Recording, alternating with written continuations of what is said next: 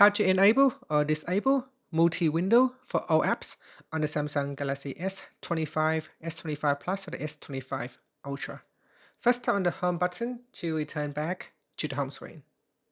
Now from the home screen, swipe down at the top to open up Quick Settings.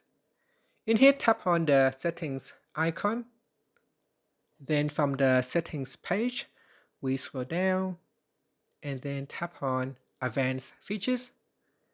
After that, go down and then tap on Labs. In here, tap on Multi-Window for all apps. Tap on the toggle button to turn on or switch it off. Here's the Allow all apps to open in pop view or split screen, including apps that haven't been designed for this layout.